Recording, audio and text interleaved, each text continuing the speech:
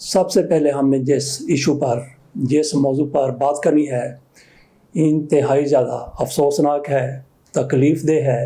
یہ DGISPR صاحب کی طرف سے کی گئی پریس کانفرنس ہے۔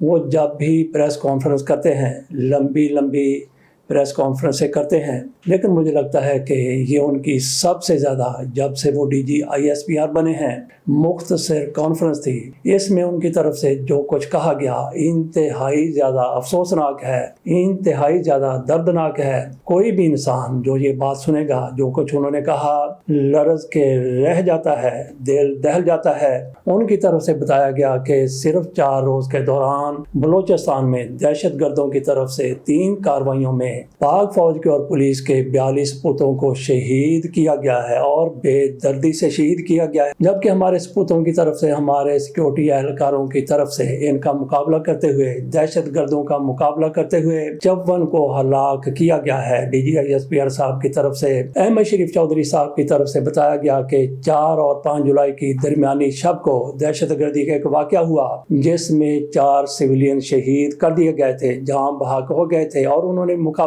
کیا۔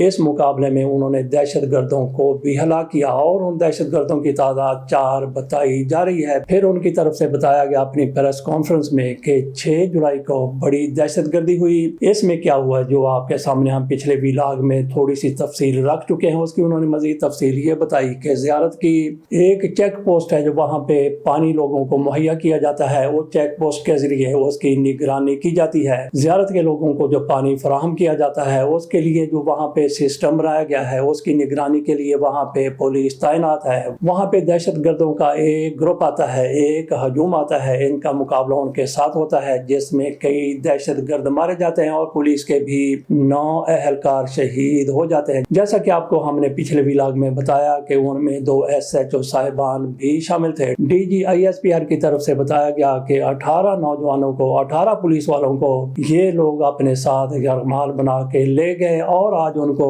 8 جولائی کو 18 کے 18 نوجوانوں کو شہید کر دیا گیا۔ اور اس کے بعد ایک ایسا ہی افسوسناک واقعہ اور بھی ہوتا ہے، پاک فوج کے ساتھ دہشت گردوں کا مقابلہ ہوتا ہے تو اس میں 11 فوجی مارے جاتے ہیں، 11 فوجیوں کو شہید کر دیا جاتا ہے جن میں ایک JCO بھی شامل تھے۔ اس طرح سے پولیس کے اور پاک فوج کے شہید ہونے والے سپوتوں کی تعداد 42 ہو گئی، جبکہ 54 دہشت گردوں کو بھی مارا گیا ہے۔ تو یہاں پہ ہم نے یہ بات کرنی ہے، یہ تو آپ کے سامنے ہم نے خبر رکھ دی، یہاں پہ ہمارا تجزیہ کیا ہے، ہماری رائے کیا ہے، وہ آپ کے سامنے رکھنی ہے کہ یہ کیا انٹیلیجنس فیلیور ہے کہ اتنا بڑا واقعہ ہو گیا، بلکہ 2-3 اوپر نیچے واقعات ہو گئے جس میں ہمارے سیکیورٹی فورسز کے 42 لوگ شہید کر دیے گئے۔ تو کیا یہ کوئی انٹیلیجنس فیلیور ہے؟ کہاں پہ ایکشنز کو مزید بہتر بنانے کی ضرورت ہے؟ تو جس طرح سے DGISPR کی طرف سے پریس کانفرنس کی گئی، انہوں نے یہ بھی کہا اس دوران کہ افغانستان کی طرف سے پاکستان میں دہشت گردی ہوتی ہے، بھارت اس میں ملوث ہے، اس میں BLA کے لوگ بھی شامل ہیں۔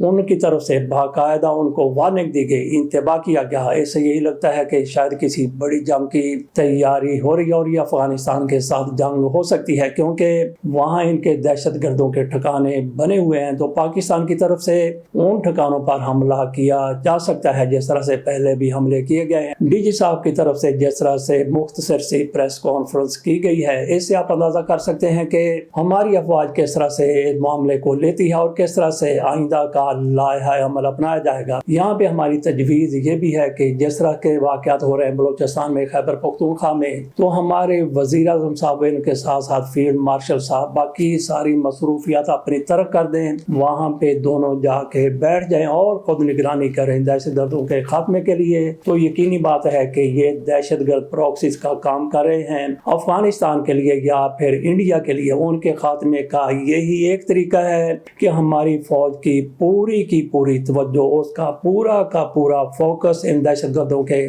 خاتمے پر ہو جائے، تو پھر ان کا جڑوں سے خاتمہ ممکن ہے۔ ریحان طارق کے حوالے سے بات کرنی ہے، پوڈ کاسٹر ہیں، برطانیہ گئے تھے، برطانیہ سے واپسی پر ان کو گرفتار کر لیا گیا، ان پر کوئی پہلا مقدمہ درج تھا، لیکن اس سے پہلے ڈار صاحب کے حوالے سے بات کر لیتے ہیں۔ وہی احمد رضا ڈار صاحب ان کے रिमांड में तौसीक कर दी गई है और मुलजम भी आपस में फट पड़े हैं, एक दूसरे पर बरसते हुए नजर आए। उनको अदालत में पेश किया गया। इन 4 मुलजमों को अदालत में पेश किया गया। एक तो ये रजा डार साहब हैं और दूसरे इनके कज़न हैं, वो सेकंड कज़न है या फिर फर्स्ट कज़न है, हसन रजा उनका नाम है, उनको भी अदालत में पेश किया गया। इसके साथ साथ एक सिकंदर साहब है, उनको भी अदालत में पेश किया गया और चौथे मुलजम है साजिद, उनको भी अदालत में पेश किया गया। इन चारों के रिमांड में 5 रोज का मजीद इजाफा कर दिया गया है। वहाँ पे सिकंदर और साजिद के वकील की तरफ से कहा गया कि हमारे लोगों को ऐसे ही बेगुनाह गिरफ्तार किया गया है। वकील की तरफ से कहा गया कि दरअसल ये मामला क्रिप्टो करेंसी का है, लेकिन हमारे क्लाइंट्स पर इल्जाम लगा दिया गया कि इन्होंने रेप किया है, इन्होंने अगवा किया है। उन्होंने कहा कि सारे का सारा मामला क्रिप्टो करेंसी का है जिसमें ये लोग मुलव्वस नहीं है, इनको खामखा से मुलव्वस कर दिया गया। वकील की तरफ से कहा गया कि डीएनए हुआ है जिसमें हमारे इन दोनों लोगों का डीएनए पॉजिटिव आया है, जबकि रजा डार का डीएनए पॉजिटिव नहीं आया, उसको नेगेटिव करार दिया गया है। तो क्या इन दो ने ही ज्यादती की है कि इन दो ने ही रेप किया है? तो यहाँ पे उनके साथ इत्तेफाक जरूरी नहीं है, लेकिन हमने यहाँ पे ये बात करनी है कि किस तरह से मुलजम ही आपस में फट पड़े हैं, एक दूसरे पर इल्जामात की बारिश कर रहे हैं। तो अदालत में पूछा गया कि बॉस किधर है, यानी वहीद साहब का पूछा गया कि मियाँ वहीद किधर है। जैसा कि हमने आपको बताया था कि उनके टखने टूटे हुए, जिसको पंजाबी में गिट्टे कहते हैं, वो टूटे हुए हैं, वो हॉस्पिटल में मौजूद हैं। लेकिन वहाँ पे जो सरकारी वकील थे उनकी तरफ से नहीं बताया गया कि वो हॉस्पिटल में दाखिल हैं, बल्कि कहा गया कि वो दूसरे थाने की तहवील में हैं, तो उनको पता होगा कि उनको पेश क्यों नहीं किया गया। तो पुलिस की तरफ से कहा गया कि हमने चंद एक चीजें तो रिकवर करवा ली हैं, जैसा कि हमने इनके टेस्ट करवा दिए हैं, डीएनए टेस्ट करवा दिए हैं, लेकिन इसके साथ साथ हमने गाड़ियां रिकवर करनी, हमने लैपटॉप रिकवर करना है, हमने मोबाइल भी रिकवर करने हैं और दीगर भी कई चीजों की रिकवरी होनी है, इसलिए इनका रिमांड दे दिया जाए। तो रिमांड उनका मजीद 5 रोज का दे दिया गया। जब दीगर जो 3 मुलजम हैं, बॉस के अलावा जो हैं, उनका रिमांड भी दिया गया था, वो भी शायद 1-2 रोज में पूरा हो जाएगा। दोबारा उनको भी फिर अदालत में पेश किया जाएगा। तो वही साहब वो का पेश होते हैं, उनके बारे में कुछ अभी तक नहीं कहा गया, जिनको बॉस का दर्जा दिया गया है। कुछ लोग कहते हैं कि दरअसल जो बॉस हैं वो अली रजा साहब हैं, जो डार साहब के साहबजादे हैं। डार साहब को भी, इसाक डार साहब को भी इस मामले में मुलव्वस करने की कोशिश की जा रही है। इस पर हम पहले बात कर चुके हैं, ज्यादा इसमें बात करने की लिहाजा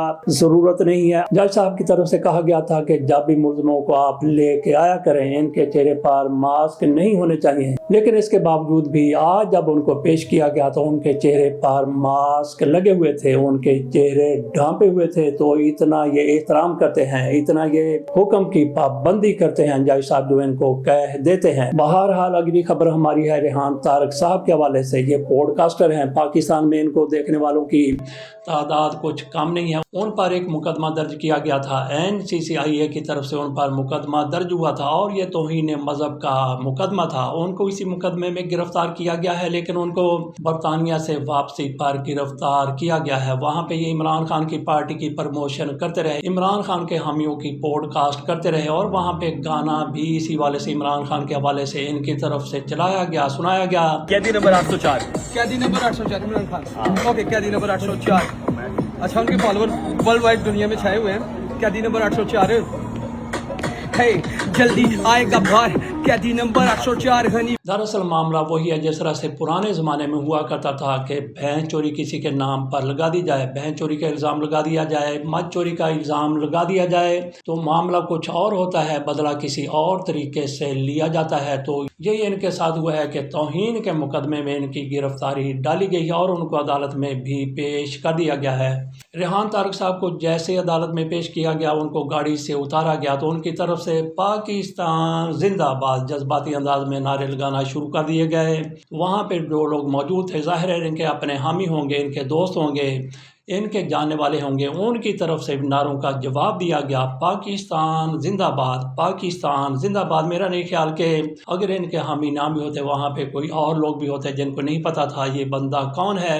पाकिस्तान का नारा सुन के हर कोई कहता है कि पाकिस्तान जिंदाबाद। बहरहाल रेहान तारक के साथ जिस तरह से पाकिस्तान से गए, पाकिस्तान वापस आए, उनकी गिरफ्तारी हुई, अदालत में पेश किया गया। ये बंदा पॉडकास्टर था और हमारे सियासतदानों की तरफ से जिस तरह से एक खास خاص نقطہ نظر وہ رکھتے ہیں، ایک پارٹی کے بارے میں، ایک شخصیت کے بارے میں، ان کی طرف سے ان کی گرفتاری ڈال کے ان کو ہیرو بنا دیا گیا اور یکدم ان کو ہیرو بنا دیا گیا۔ ایئر K2 کا ایک طیارہ کل لاپتہ ہو گیا تھا، سمندر میں ڈوب گیا تھا اور یہ کراچی سے 115 میل دور فاصلے پر سمندر میں گرا۔ اس کے بعد اس کا کچھ پتہ نہیں چلا کہ طیارے کے ساتھ کیا ہوا۔ کہا جاتا ہے کہ یہ شارجہ سے پاکستان آ رہا تھا، کارگو طیارہ تھا، اس میں 5 افراد شامل تھے۔ یہاں پہ ہم نے سوال کرنا ہے کہ ٹریک اینڈ ٹریس سسٹم کہاں گیا؟ اتنی جدت دنیا میں آ چکی ہے، ہر معاملے میں جدت ہے، جدید ترین مشینیں اور انسٹرومنٹس آ چکے ہیں، تو کیا طیارے کا پتہ نہیں چل سکتا تھا کہ طیارہ کدھر جا رہا ہے؟ بہرحال کل رات 9 بجے سے لے کے اب تک اس کا کچھ پتہ نہیں چلا کہ طیارہ کدھر چلا گیا۔ کہا جا رہا ہے کہ سموتھ کی پرواز تھی، لیکن جب نیچے آنا شروع ہوا تو پتہ تو چلا کہ نیچے آ رہا ہے، لیکن نیچے آتے آتے جس طرح سے یہ سمندر میں غائب ہو گیا اس کا کچھ پتہ نہیں چل سکا۔ اس میں 5 افراد سوار تھے، ظاہر ہے کہ پانچوں کے پانچوں جاں بحق ہو گئے، شہید ہو گئے۔ اس کی پاکستان نیوی کی طرف سے اور پرائیویٹ جو شپ ہیں ان کی طرف سے تلاش جاری ہے، لیکن ابھی تک اس کے بارے میں کچھ پتہ نہیں چلا۔ ہم یہاں پہ یہ سوال ضرور کریں گے، دوسری دفعہ سوال کریں گے کہ ایک جدت کے دور میں بھی ٹریس اینڈ ٹریک سسٹم اس نے اپنا کام کیوں نہیں کیا؟ بہرحال دیکھتے ہیں کہ کب تک اس طیارے کی تلاش ہو جاتی ہے۔ یہاں پہ سوال یہ بھی پیدا ہوتا ہے کہ بھارت کے ساتھ ہمارے تعلقات جس طرح سے مخدوش ہیں اور جس طرح سے سینتاز معاہدے کو لے کے اس کی طرف سے دھمکیاں دی جاتی ہیں اور جس طرح سے اس نے اپنی پراکسس کو بروئے کار لایا ہوا ہے، جس طرح سے اپنی پراکسس کو سامنے رکھا ہوا ہے، جس طرح سے افغانستان کی طرف سے پاکستان میں انڈیا مداخلت کرواتا ہے تو کہ انڈیا کی طرف سے تو یہ طیارہ مار نہیں گرایا گیا، اور جس وقت یہ طیارہ غائب ہو رہا تھا ایئر K2 کا یہ طیارہ کارگو طیارہ، عین اس وقت امریکہ کی طرف سے ایران پر بھی حملے جاری تھے، تو کیا کوئی وہاں سے میزائل تو اس کو ہٹ نہیں ہو گیا؟ وہاں سے آنے والا امریکہ کا میزائل کوئی مس گائیڈ ہو کے اس طرف تو نہیں آ گیا تھا؟ بہرحال کئی سوالات موجود ہیں، بھارت ہمارے جہاز کو گرا سکتا ہے اور ایسا کوئی مس گائیڈڈ میزائل بھی اس کو نشانہ بنا سکتا ہے۔ اجازت دیجیے، اللہ حافظ۔